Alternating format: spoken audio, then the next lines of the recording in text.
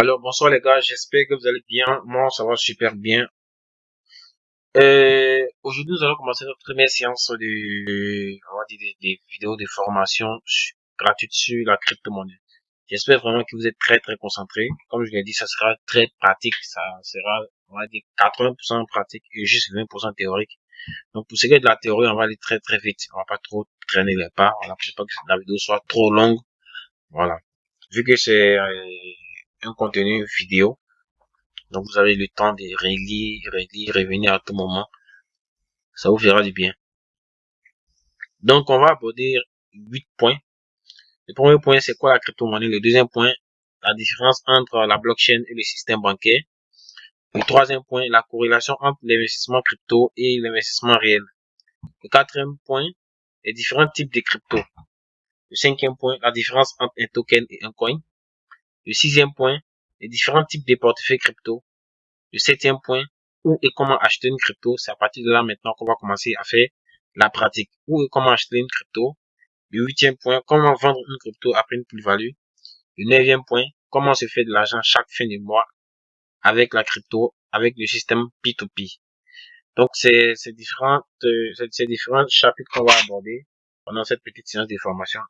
Donc, j'espère vraiment que vous allez excuser ma pédagogie parce que j'ai pas vraiment l'habitude de faire bon, j'ai une chaîne YouTube où je fais ce genre de contenu, mais généralement, ces genre d'informations, je les fais en formation présentielle, en fait. C'est juste 2 heures du temps avec des personnes, et ça, il est fait à 15 000 francs.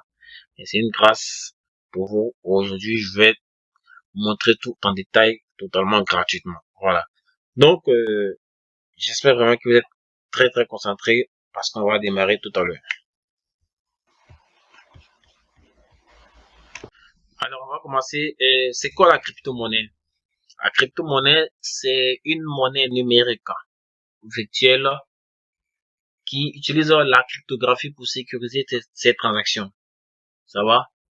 Le mot important ici à expliquer, c'est la cryptographie. La cryptographie, c'est le système, en fait, qui est basé, et on va dire, c'est le système qui se charge de la sécurité des transactions sur la crypto-monnaie. Quand on est crypté quelque chose, c'est codé quelque chose. Donc, il y a un codage derrière, ce qui fait qu'on ne peut pas tracer, on ne peut pas hacker une transaction cryptographique. On ne peut pas savoir qui est derrière. C'est impossible, en fait. Et le domaine de la crypto-monnaie, c'est un domaine qui est décentralisé.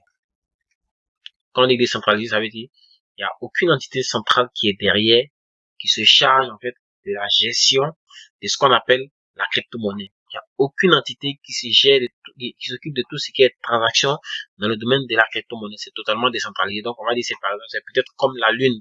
La Lune est quelque part là-bas dans l'espace et elle est indépendante d'elle-même. C'est pareil avec les crypto-monnaies. Il n'y a aucun État, il n'y a aucun pays, il n'y a aucun gouvernement qui se charge de tout ce qui est crypto-monnaie dans le monde. Parce que c'est quelque chose qui est mondial. Tout le monde a accès. Voilà, il n'y a pas un pays qui a un pouvoir sur un autre dans ce domaine-là. Tout le monde est pareil. Les monnaies les monnaies se valent partout dans le monde, en fait. Donc, c'est juste un peu ça, la définition que je peux donner en termes de crypto-monnaie. Et dans les différents points, on va essayer d'aller un peu plus loin. Vous allez avoir peut-être vous allez connaître la nature de ce qu'est une crypto-monnaie, tout et tout. Donc, on va passer maintenant au point 2. La différence entre la blockchain et le système bancaire. La différence majeure ici, en fait, c'est quoi? La blockchain, c'est le domaine, en fait, où tout se passe, où toutes les transactions cryptographiques se passent. Tout ce qui est comme cryptographique, tout ce qui est comme crypto-monnaie, toutes les transactions qui se passent dans le domaine de la crypto-monnaie, ça se passe sur ce qu'on appelle la blockchain. Ça va? Et le système bancaire. Donc, on va voir ici la différence entre les deux. Bon, par exemple, quand je prends le système bancaire, moi, j'ai 1000 $ sur moi que je vais envoyer à mon frère qui est aux États-Unis. Qu'est-ce que je vais faire? Le système traditionnel qu'on utilise ici dans la vie courante, c'est de créer un compte à une banque, demander à ce que la banque transfère les fonds à mon frère qui est aux États-Unis, les 1000 $. Donc, qu'est-ce que la banque va faire? La banque va jouer le rôle d'intermédiaire entre moi et mon frère qui est aux États-Unis. Donc, la banque vérifie vraiment sur, pardon, les 1000 $ que moi je vais envoyer existent vraiment sur mon compte et se chargent de la transaction. Moyennant bien sûr des frais de transaction qui sont très élevés, surtout quand c'est des paiements internationaux. Les frais de paiement sont très élevés. Et, quand tu as un compte à une banque, on sait tous qu'il y a les frais mensuels qui sont coupés. Lorsque peut-être on a un compte, une carte Visa, les frais mensuels qu'on appelle entretien de compte, les frais annuels également qu'on coupe. Ça, c'est le système bancaire. Maintenant, la blockchain, le système de la crypto-monnaie, comment ça se passe? Moi, j'ai 1000 $ dans mon portefeuille crypto-monnaie. Je vais envoyer les 1000 $ à mon frère qui est aux États-Unis. Qu'est-ce qu'il va me faire? Il va m'envoyer son adresse de réception, qui est sa clé publique. Il m'envoie sa clé publique. Moi, je saisis les 1000 $, je mets sa clé publique, j'envoie les 1000 $. Il reçoit les 1000 $ dans un laps de temps très, très, très court. On va dire en moins d'une minute maximum. Et les frais sont très, très, très, très bas. Les frais sont très bas. Et là, j'ai envoyé les 1000 $ sans passer par un intermédiaire. Je n'ai pas demandé la permission à quelqu'un. Il n'y a pas quelqu'un qui a demandé si j'ai un compte ou bien d'où est-ce que l'argent là provient. Parce que généralement, on connaît avec les banques ici. Lorsque tu as l'habitude de mettre 200 000 francs sur ton compte et qu'aujourd'hui tu vas mettre 1 million sur ton compte, on va te demander où est-ce que tu as enlevé l'argent. Également, quand tu veux retirer une grosse somme, on va te demander qu'est-ce que tu vas faire avec cet argent, ton propre argent. Mais dans le domaine de la crypto-monnaie, c'est très différent. Tu as ton portefeuille, tu envoies à qui tu veux, à qui tu droit, sans pression. Personne ne va te poser des questions. Et l'importance avec la crypto-monnaie, la blockchain en fait, la blockchain, c'est que tu as la capacité avec ton portefeuille crypto-monnaie de mettre 1000 milliards de dollars dans ton portefeuille sans limite. Il n'y a pas de limite. Il n'y a pas également de frais d'entretien de compte mensuel. Il n'y a pas de frais d'entretien de compte annuel. Tes 1000 $ sont dans ton portefeuille. Personne ne va te demander où est-ce que tu as enlevé cet argent. Personne ne va te demander si tu veux retirer, qu'est-ce que tu vas faire avec cet argent. C'est bon? Mais la transaction s'est passée comment? La transaction n'est pas allée seule. Dans le domaine de la crypto-monnaie, en fait, qu'est-ce qui se passe? En fait, dans le domaine de la crypto-monnaie, il y a différents profils. Il y a des holders, ceux qui tiennent des monnaies dans leur portefeuille en les gardant peut-être dans 5 ans, 10 ans pour que ça ait une bonne valeur, pour qu'ils puissent revendre et se faire une plus-value. Il y a des traders, il y a des mineurs, il y a des stakers, il y a plusieurs profils dans ce domaine. Donc, quand moi je vais initier la transaction, le petit temps que ça va prendre avant d'arriver chez mon frère qui est aux États-Unis, il y a des personnes qui sont derrière en fait des grands ordinateurs qu'on appelle des mineurs ou bien des validateurs. C'est eux qui ont des grandes machines qui sont capables de faire des très très grands calculs mathématiques pour pouvoir crypter en fait cette transaction, pour éviter que quelqu'un vienne hacker en fait sur cette transaction. Et ces personnes-là, lorsqu'ils arrivent à coder ces transactions, sont rémunérés avec des crypto-monnaies, soit des bitcoins et autres. Donc, eux, c'est leur travail qui est là dans le domaine de la crypto-monnaie. En plus d'avoir des crypto-monnaies eux-mêmes dans leur portefeuille, ils sont des validateurs ou des mineurs. Donc, ils valident les transactions et ils sont rémunérés encore pour ces transactions. Et on va dire, c'est ce qui explique les frais des transactions et autres. Et puis, c'est très, très réduit, très minime. C'est très différent avec le système bancaire, comme on le voit, pour les paiements internationaux qui sont très, très, très, très, très, très, très chers en termes de frais. Donc, c'est juste un peu ça, la différence entre le système bancaire et la blockchain. Ok. La corrélation entre l'investissement crypto et l'investissement réel. On va aller très vite sur ce point également. Quand on prend par exemple un investissement réel, je vais prendre un cas très pratique. J'ai acheté un terrain de 100 mètres carrés à Anyama. En 2010, j'ai acheté un terrain de 100 mètres carrés. J'ai acheté ces 100 mètres carrés là à 100 000 francs. C'est un exemple très bête que je donne. Et on va dire dans 5 ans, l'État décide de construire le stade et même près de mon stade. Waouh, c'est très super. Très bonne nouvelle pour moi. Donc, il y a un stade qui sera construit, un stade olympique qui sera construit à côté de mon terrain. En 2015, pourtant, j'ai acheté le terrain à 100 mètres carrés à 100 000 francs en 2010. D'accord. La même année, l'État décide de construire une autoroute, un échangeur qui passe à côté de mon terrain. Ça fait 3 bonnes nouvelles encore. Qu'est-ce qui va se passer normalement, naturellement? Des personnes qui voudront acheter des terrains près de chez toi maintenant ne pourront plus acheter ce terrain-là 100 mètres carrés à 100 000, c'est plus possible parce que il y a un stade qui est là, il y a un stade qui sera construit, il y a une autoroute qui sera construite, il y a un échangeur qui sera construit. Donc, des personnes ont toutes ces informations, donc ils connaissent maintenant la valeur de ce terrain, la valeur d'un terrain de 100 mètres carrés dans cet endroit, ils connaissent maintenant. Donc, ils ne vont plus vendre maintenant les terrains de 100 mètres carrés à 100 000 francs, c'est plus possible. Maintenant, les terrains de 100 mètres carrés vont peut-être valoir 5 millions, 10 millions, très facilement. Et quand même le projet sera réalisé, aujourd'hui même le stade de BMP qui est derrière là, tout est déjà construit. Les terrains seront très chers. Peut-être le terrain de 100 mètres carrés, tu vas l'avoir à 10 millions. C'est des exemples très bêtes que je donne, je rappelle. Donc, qu'est-ce que j'ai fait? J'ai investi 100 000 francs dans un terrain de 100 mètres carrés en 2010. Et aujourd'hui, en 2024, qu'est-ce qui se passe? Le terrain de 100 mètres carrés que j'ai vendu et acheté en 2010 vaut maintenant 10 millions. Très bonne nouvelle pour moi. Qu'est-ce que j'ai fait? J'ai la possibilité de vendre soit tout mon terrain, je récupère les 10 millions, je refais une très bonne plus-value. Un bénéfice de 9 millions 900 000, c'est très beaucoup. Je récupère tout mon argent et je fais ce que je veux. J'entreprends ce que je veux dans ma vie. C'est comme ça. J'ai également la possibilité de vendre une partie de mon terrain, soit la moitié. Donc, je vends 5 millions, je garde 5 millions en espérant que l'État vienne construire encore un centre commercial à côté, un parc d'attractions à côté. Au fur et à mesure, quand c'est comme ça, la valeur va augmenter. Et c'est comme ça, c'est la même chose en fait avec les crypto-monnaies. Mais une chose seulement que c'est dans le numérique. C'est dans le numérique. Chaque crypto-monnaie est basée sur un projet. Avant d'acheter une crypto-monnaie, prends le temps d'étudier le projet derrière cette crypto-monnaie parce que chaque crypto-monnaie a un projet derrière. Lorsque tu étudies le projet, tu te poses la question maintenant, est-ce que ce projet-là, est-ce que ce projet c'est un projet prometteur? Est-ce que dans l'avenir, ça va rapporter gros pour toi? Si oui, alors tu achètes cette crypto-monnaie. C'est pareil. Et cet argent-là, on le retire à tout moment quand on veut. À tout moment quand on veut. Je vais prendre l'exemple du Bitcoin. Quand le Bitcoin est sorti avec une valeur de 0,001 dollar. Je vais taper ça ici rapidement. Je vais taper le prix du Bitcoin.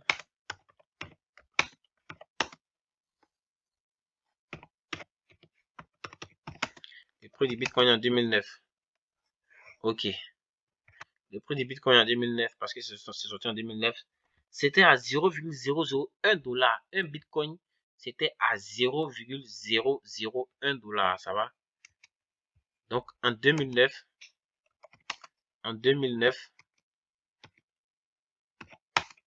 un Bitcoin égale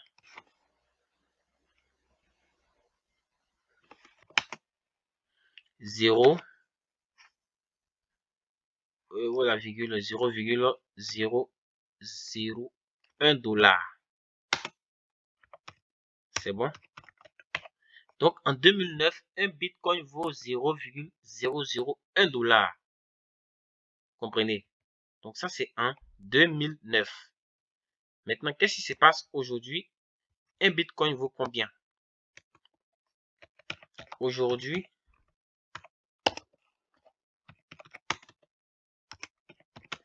un Bitcoin vaut 60 000 dollars.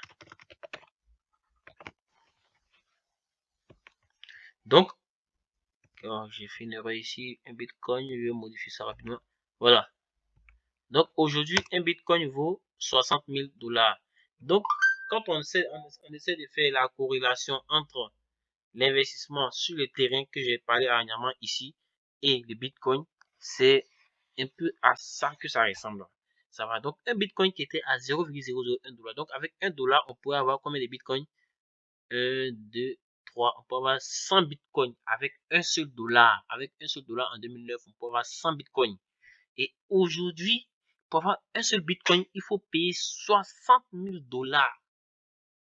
60 000 dollars, vous n'imaginez pas, ça fait combien de millions en France CFA pour avoir un seul Bitcoin. 60 000 dollars aujourd'hui fois 600, ça fait 36 millions pour un seul bitcoin. Donc en 2009, lorsque peut-être tu achetais un bitcoin à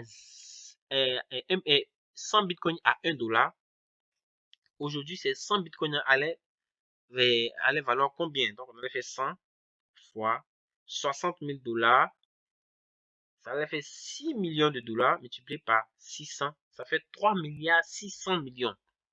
Donc si tu avais acheté 1 dollar de bitcoin, c'est-à-dire pour 600 francs en 2009, aujourd'hui en 2024, tu auras 3 milliards 600 millions de francs CFA dans ton portefeuille aujourd'hui.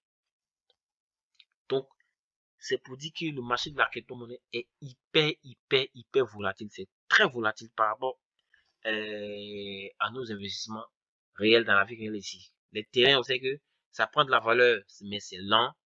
D'accord, mais c'est quelque chose. Généralement, les gens disent quoi que c'est quelque chose qu'on voit, il n'y a pas de problème, c'est bien. C'est un projet également. Mais la crypto-monnaie, c'est très volatile. C'est très volatile. C'est très volatile. Si vous avez misé sur les bons projets seulement, vous n'allez pas regretter sur de long terme. Ça, c'est clair.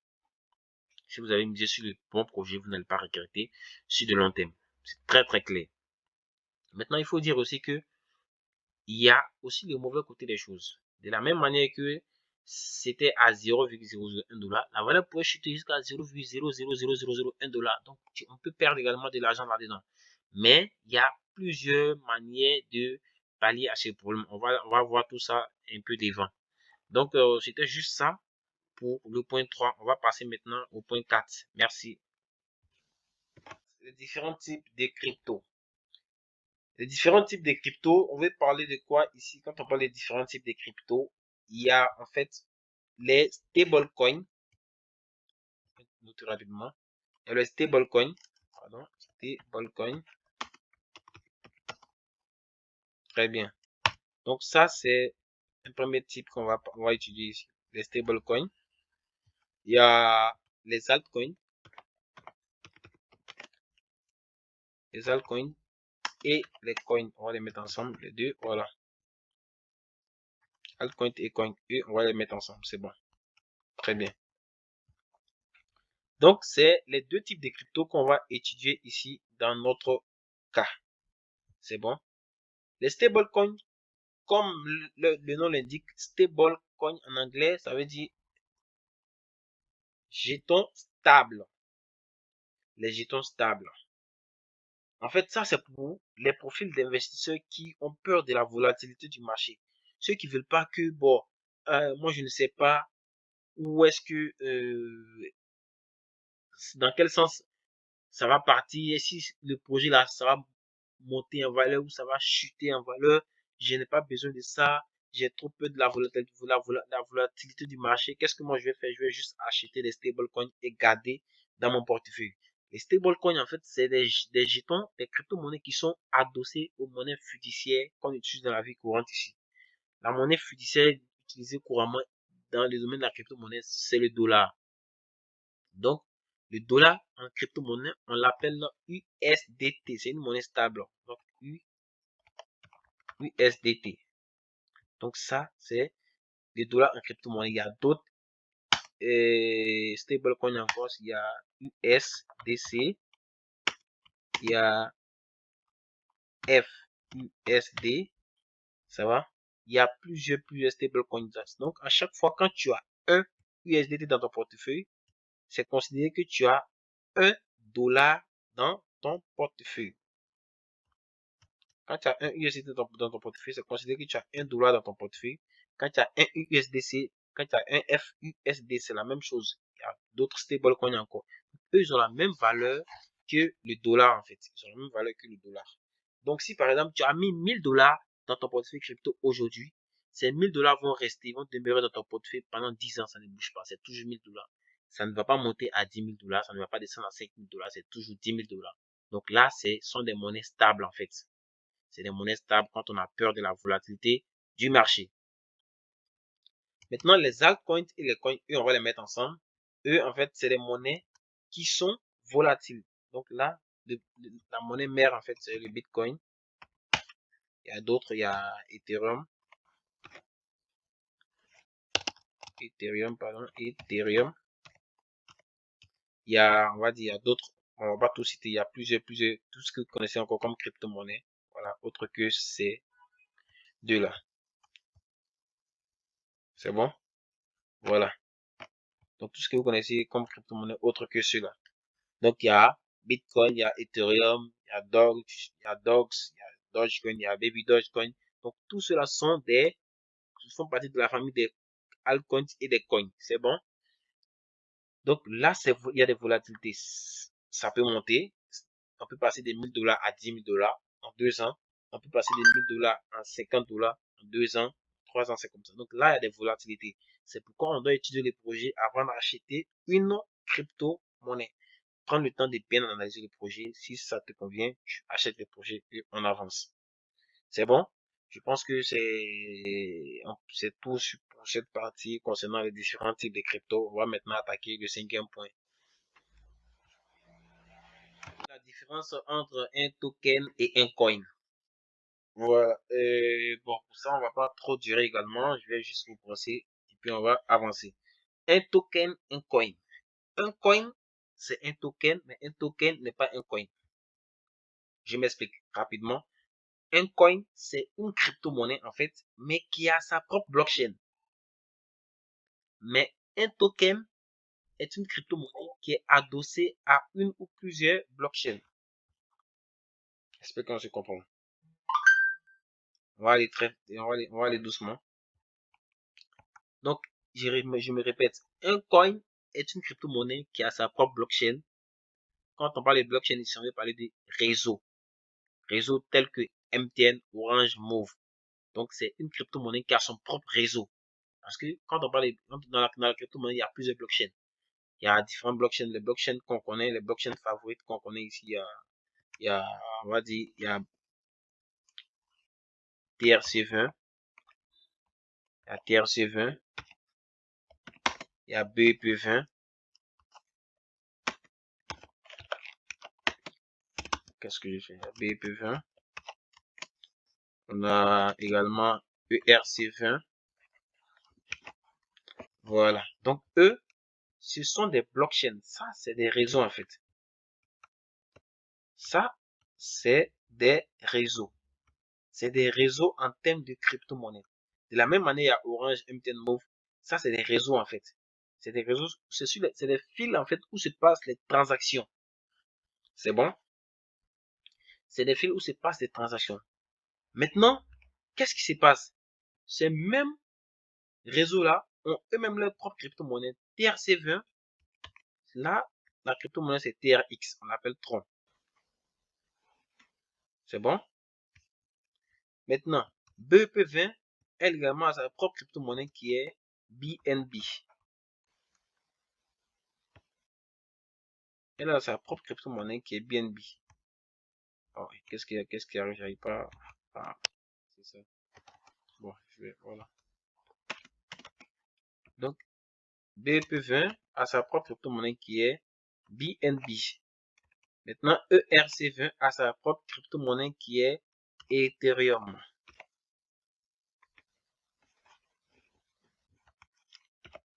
C'est bon? Donc, en fait, ceux-là sont des coins. Et on les appelle des coins. Donc, ceux-là, on les appelle des coins. C'est bon? Maintenant, les tokens, on va dire, c'est des jetons également. C'est des crypto-monnaies, mais qui n'ont pas eux-mêmes les propres blockchains. C'est des jetons, mais qui n'ont pas eux-mêmes les propres blockchains.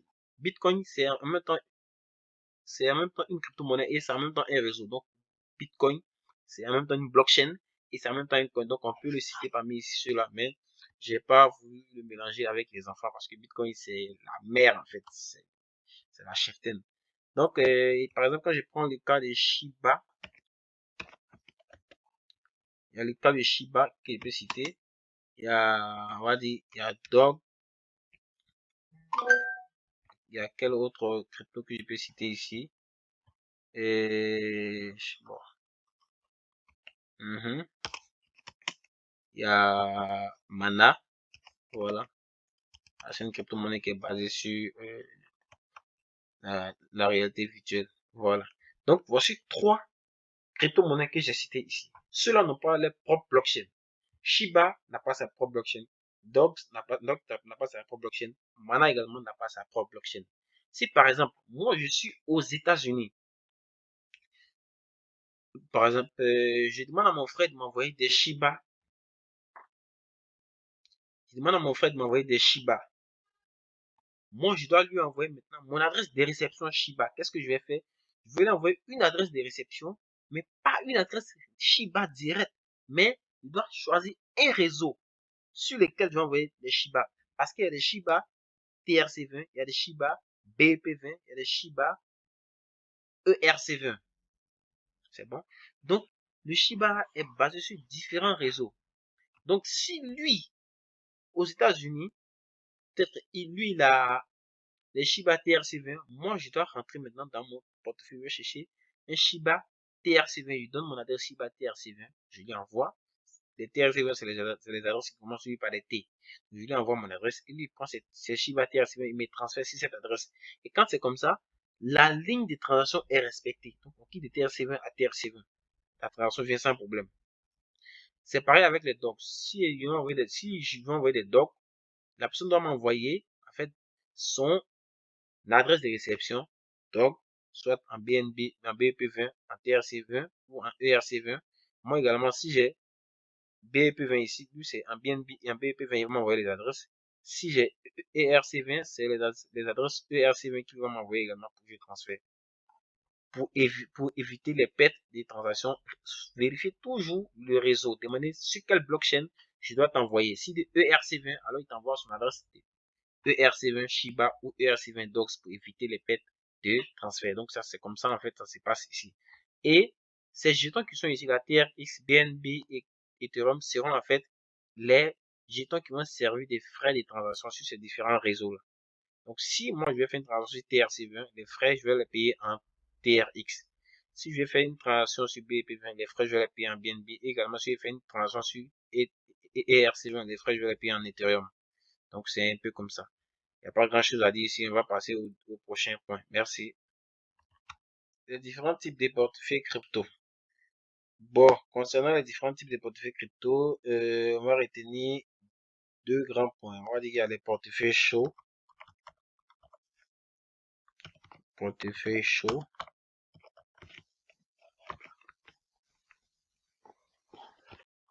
Il y a des portefeuilles chauds. C'est bon. Et portefeuille froid.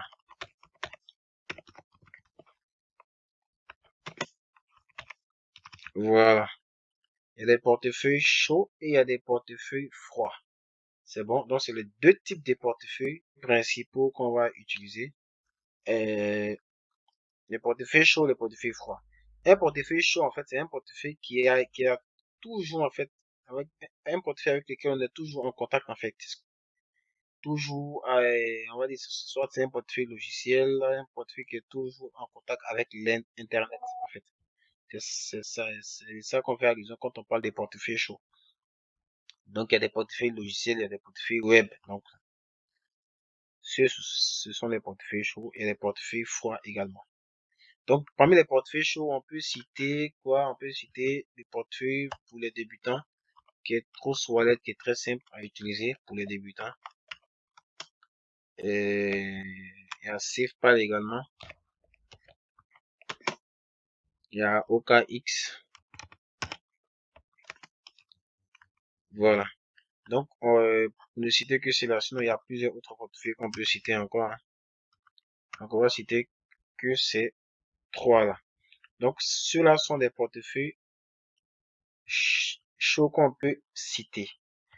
C'est bon.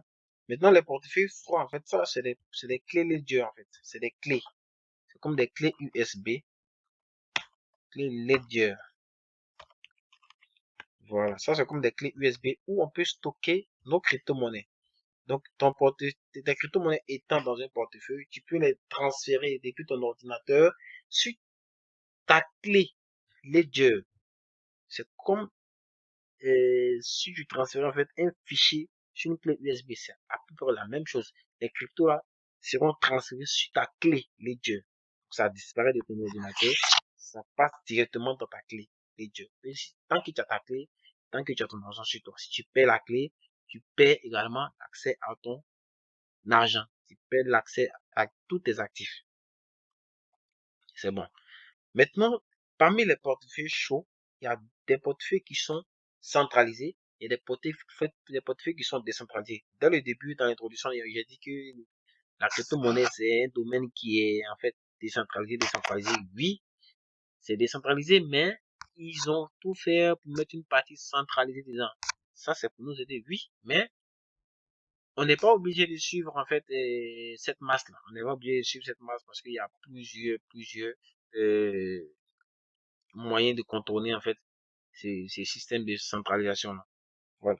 Donc les portefeuilles centralisés qu'on connaît ici, il y a Binance qui est le portefeuille phare en fait, le portefeuille le plus utilisé au monde. Il y a Binance, il y a L-Bank, il y a Bybit.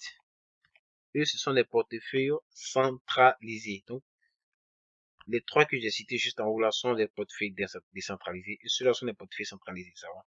Donc, centralisés parce que là, quand tu vas te créer un compte ici, tu vas te créer avec ton adresse email, ton mot de passe, ton numéro de téléphone. Tu vas faire une vérification avec ta pièce d'identité, tout cela. On fait des vérifications, on appelle ça des KYC.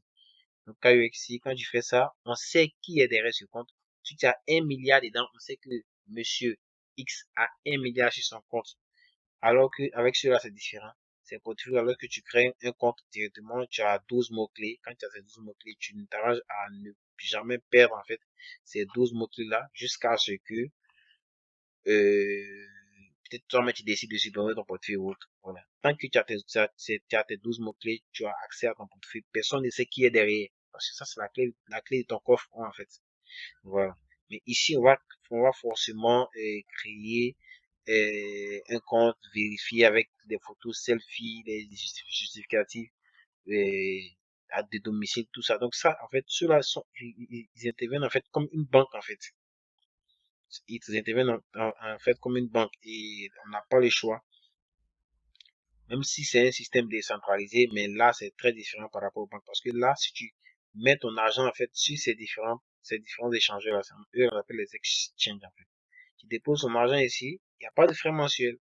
Il n'y a pas de frais mensuels, il n'y a pas de frais annuels. Donc, tant que tu as tes dollars dans ton portefeuille, tes dollars vont demeurer jusqu'à ce que, peut-être ils décident de les déplacer ou pas. Mais moi, personnellement, je ne conseille pas de garder ces jetons sur ces différents types de portefeuilles parce que c'est des portefeuilles qui sont dirigés par des personnes et à tout moment, d'un moment à l'autre, les gars peuvent disparaître avec la caisse, l'entreprise peut chuter et puis ton argent est perdu.